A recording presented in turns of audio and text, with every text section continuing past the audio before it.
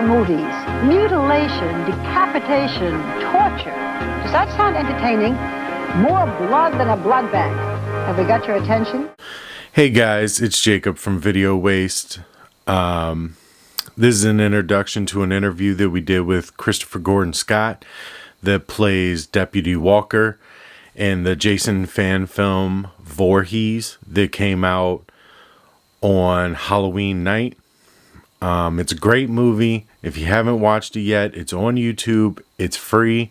Go check it out and then come back and watch the interview. It's a good interview. He's a great guy, fun to talk to.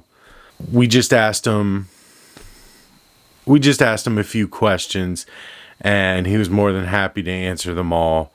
Very genuine guy, and we hope you enjoy the interview. And in the link below, we have a link to the fan film VOORHEES, Christopher Gordon Scott's band Reluctant Zero, and the trailer to the VOORHEES fan film, just in case you want to watch that as well. So check it out, and we hope you enjoy it. So, Christopher, how did you come across this role? When I originally got involved in this, I'm good friends with Christopher Inlow, who played the chief. Yeah. Okay. And originally when they had this cast, they had I don't know who it was, but some guy in Jersey.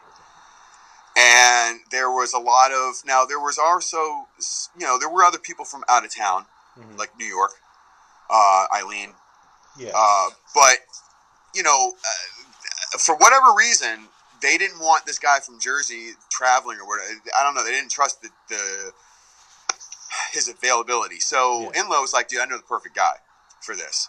And he hit me up. He's like, dude, we're doing this fan film called VOORHEES. It's Friday 13th film. I think I got the perfect part because you and I play the cops and you and I have chemistry and history. I was like, oh yeah, hell yeah, it sounds like fun, Yeah. And it was a short film, and it was supposed to be, I had like 4 lines, dude. It was nothing, So, we start filming stuff, and Cody, whatever Cody's doing, he's getting himself out there and promoting the hell out of this thing.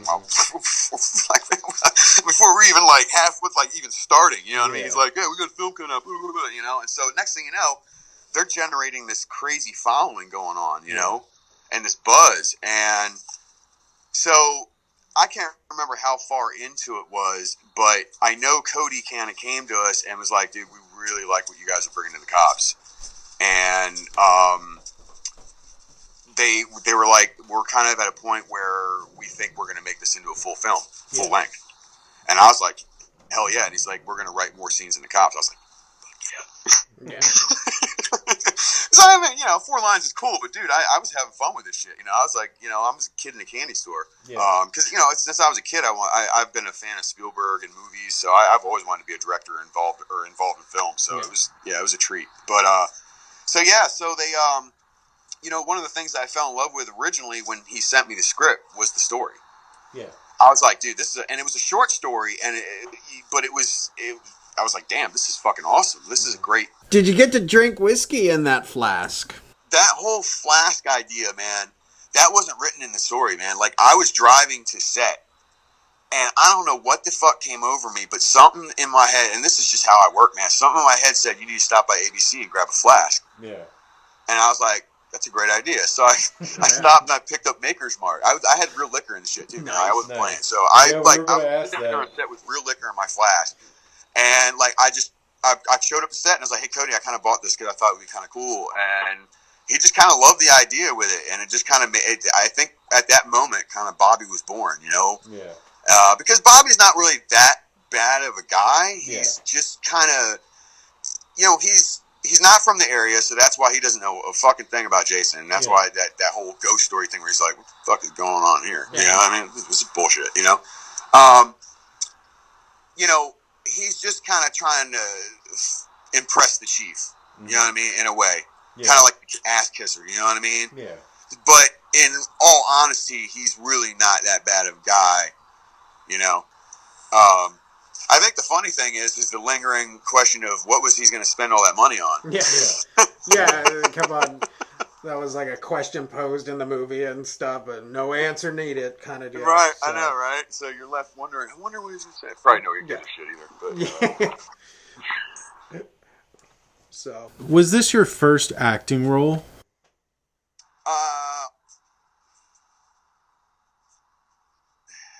No, not really, but yes, it's like my first real project, I would say. And I don't mean that as any insult to Inlo or anything, because he had me on some of his other projects, but they weren't like films. They were more like a cast reading where he actually filmed us doing the reading of this movie that somebody wrote about this mall that's taken over by these terrorists in like these crazy Resident Evil masks and shit like that. So it was fun to do that.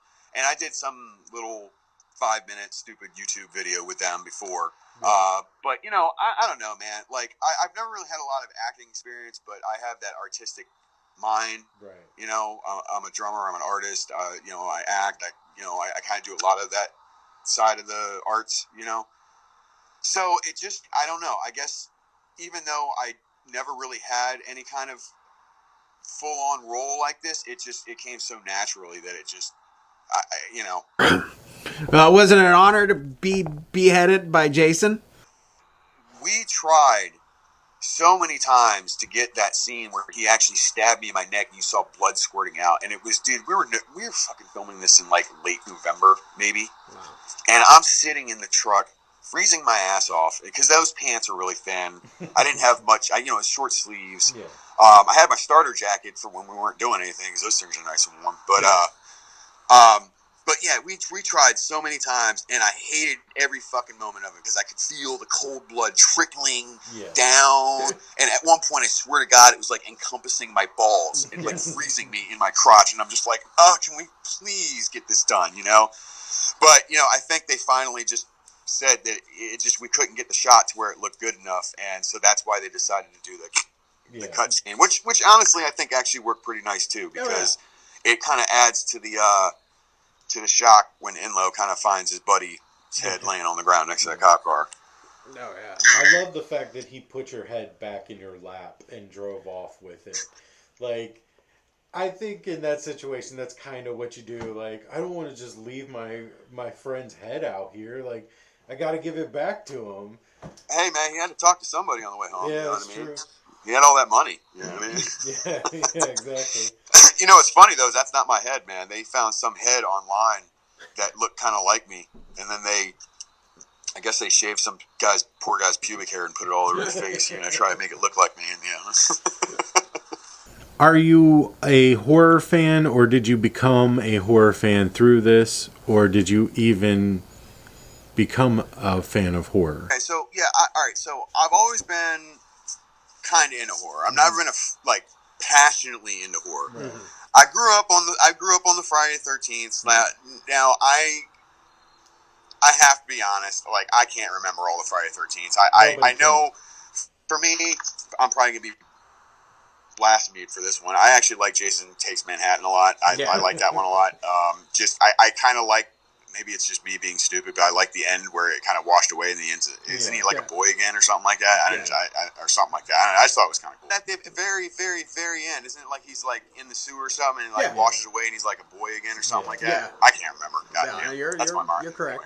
But anyway, so like I watched like the Friday 13th and Nightmare on Elm Streets. Mm-hmm. But I gotta be honest, like I think my favorite is the Hellraisers. Like I love Pinhead. You know, the way he talks, like he's so passionate about what he's doing. Yeah. And, you know, and that voice, man, it's just, I don't know. I love him. Oh, yeah. And I'm kind of partial because like several years ago, I walked into a Halloween Spirit and there was a full-size animatronic Pinhead staring at me. Oh, that's awesome. And I begged my girlfriend to buy it for me. Yeah, so, yep, that's how that went. Nice.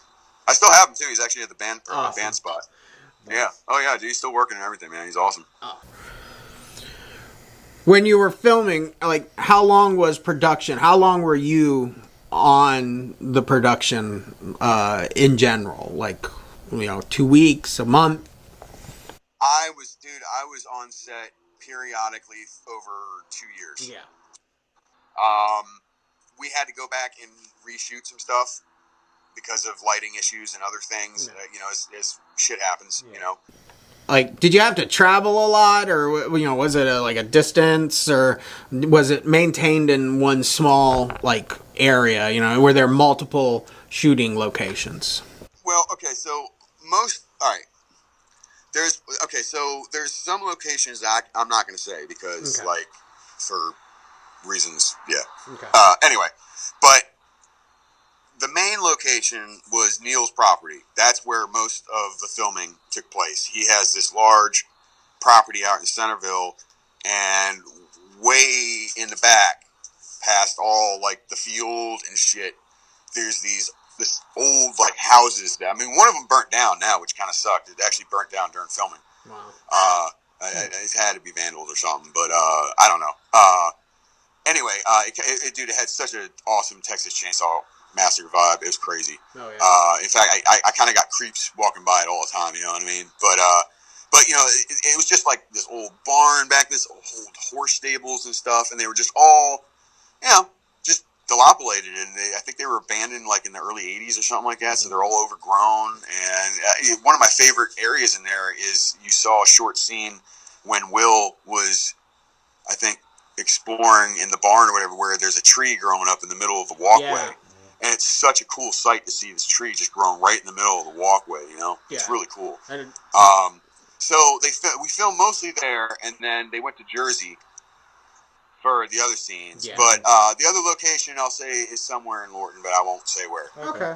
Yeah, because when the second that I saw the cemetery that they used in the original Friday the 13th movie, I was just like, oh, that's so nice. Yeah. Right where they dropped the one girl, the trucker dropped her off. I was like, that's awesome to see that same graveyard. And it was just like, yeah, they know. Yeah. That's when I knew this was a good movie, instantly. They wanted to pay some homage to the original, the originals, the first one, definitely. And I was just like, oh, there's love and passion definitely in this movie. Yeah. That's just why I wanted to say it. It's just like that graveyard just that's like the Exorcist stairs for me sometimes. It's to awesome, see that man. Graveyard. It's awesome. Well, I'm glad, man. I'm glad you guys appreciate it. Oh yeah. Was it hard to act scared of Jason, knowing that it was just a guy in the suit? Fuck no, man. You saw that motherfucker on set, dude? Fuck no. Yeah. I wasn't scared of him because I know Jordan. Right. He's a really cool dude. It's funny too because he's a kind of a dork like me, man. Like, he collects toys and shit. I got so many toys, it's ridiculous. But anyway, so he's like, hey dude, so you got any toys I can check out? And I'm like, yeah, dude, I got tons of it. Just come by the house. He's like, well, I'm kind of like, I'm really busy, man. Oh, dude, you're on set. Can you bring some to the set? And I'm like, fuck it. So I pull up the set, man. I got two big ass tubs in my car full of just old action figures and shit. And we're just sitting there in the middle of the set going through. He's like, oh shit, I remember these. He's sitting there buying toys for me in the middle of the set. And Cody's like, hey man, can we guys get filming? I was like, hey dude, we're doing some important shit here, man. Stop. Yeah. But yeah, no, he's a good guy, dude. But like, if you see him on set, man, and it's dark, yeah, dude, he's a big son of a bitch, man. Yeah. And he grew into that role so well, man. Like, he just kind of embraced it. Because, like, the whole, like, Enlo's actually the one that found him. He was walking through, he was at a grocery store, and he saw him. And he's like, God, that's a big son of a bitch. So he went over and he's like, you ever been in a movie before? And he's like, nah. So he gave him his number, and then, like, that's kind of how we found him. But I don't really know his background as far as how much he knew about the Jason movies. Yeah. But I think maybe he obviously went on and studied. Yeah. Like, probably Kane Hodder. Yeah. Because I think that's, a lot of people say he's got a lot of the Kane Hodder things going on. So I have a feeling he probably studied that. But as the movie went, he just got better with it and more menacing. But he was such a cool dude, like such a gentle giant on set. He would actually, he was kind of playful too. Like, I would be standing there and, like, we would just kind of be talking, Cody would be saying shit, and he would just kind of walk into me, like he's walking through me, and I'm like, come on, stop playing, man, stop. Man, you just come. I mean, where am I going? You know, man, I guess we're going this way. He's pushing me around and shit. But he's a fun guy, man. And you know, other than that, nah, I was never scared of him. You know, but every once in a while, you see him, it's like, damn, I'm glad he's not real. You know? You got any groovy stories or anything, man? I like that you used Groovy. I always use Groovy. I have to ask you, whose idea was it to put the clapping noise in during the sex scene? I don't know. I didn't even hear that. Yeah, there's definitely like ball slapping in the sex scene. Oh, the slap. Oh.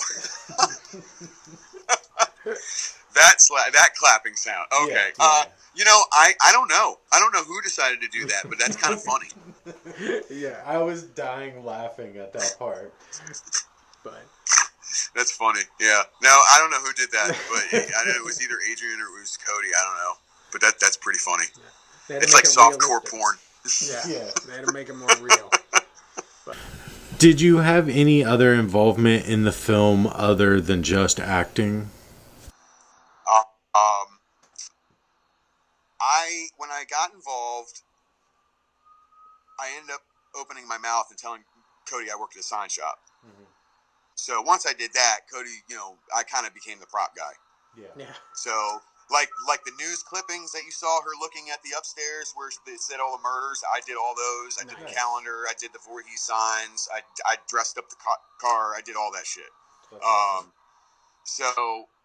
You know, so yeah, I was on set quite a bit, man, because I wasn't just there doing my acting. I was there helping behind, too. Like, Cody would call me up, like, hey, dude, Scott, I know you're not filming this weekend, but we could really use some extra people. You mind lending me a hand? And if I could, I would go out there. Yeah. I don't really know how many times I went out there, but I pretty much know Neil's property like the back of my hand now. So, I mean, it was definitely enough. You know? And, you know, it was fun. It was fun. You know, I mean, there were days that was frustrating as hell. Yeah. We had some days, you know, where you just wanted to rip your hair out. I don't have any hair, so I didn't have any hair to rip out. But you know, I was just like, wow. But you know, we made it through. You know. Yeah. Well, oh yeah, definitely. And you could tell, like, you worked with the props, like you were specifically for like graphic design. You said like those. Did you work on like any like the squirting of blood or makeup and stuff? Oh yeah, actually, I forgot. Yeah, I did the finger. The finger that we cut off. I made that. Yeah, I had to kind of do YouTube lessons, but I found out about alginate and then how to kind of put what the hell was I using? I was using is it glycerin? And like I was making some kind of mix Jello and something, and it would make the silicone thing. I can't remember. Anyway, but yeah, I made several fingers, and we cut them all, and they all fucking sucked because I had a tube in it that we were trying to squirt blood out, and then we had this one dilapidated last finger that looked like it came off of Freddy Krueger, and I was like, and we got the shot, and I was like, thank God. I must have made a dozen fingers, man, you know, But yeah, so I did that. I did a little bit of Eileen's makeup during the campfire scene. You know, I did a few things. You know, did on the makeup and stuff. Yeah. Yeah, that's great. So you were a part of the whole production, not just acting. Yeah, Cody kept telling me through the whole thing, man. He's like, man, you're gonna have your hands all over this thing, Scott. And I'm like, yeah. Can you talk a little bit about the music side of the movie? Mm-hmm. Okay, so Cody, that's all Cody. He found Adrian. Mm-hmm. And that he did a phenomenal job with the score. Yeah. The song at the end that kicks off the credits, that's my band, Reluctant Zero. Yeah. We had that song we recorded, I think, last year. And Cody kind of came to me, I don't know, 2/3 through the filming, and he was like, hey, does your band want to write a heavy song for the end credits? And I was like, actually, I think I might have the perfect song for you. And so I played it for him, and he was like, yeah, I kind of like that. And he really liked the fact that it went you know, it started off with the 2 hits. Yeah. He really liked that. So, you know, and, you know, I gotta be honest, I didn't know if the song was gonna make the film. You know, he said it was gonna be in there, and I trusted him. But, you know, he had asked me for the file a couple times, so I was like, oh, great.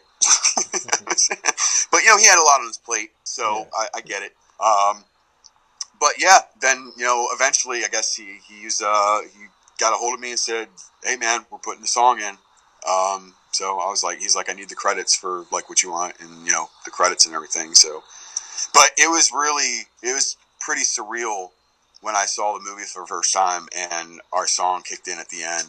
Yeah. And you're just watching the credits and it's my song, you know, our song. And right. I'm just like, dude, that's so awesome. Not only did you do props, you know? Not only did you act, you also got a song in the soundtrack. So yeah.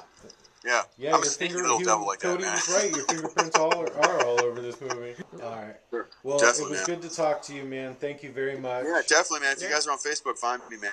Yeah. And I'm under Christopher Gordon Scott, man. Cool. Will do. All right, guys. All right, good talking to you, man. Thanks. All right, good talking to you guys. Thanks for having me. Mm-hmm. Have a good weekend, man. You too, man. Thanks, brother. Bye. Bye.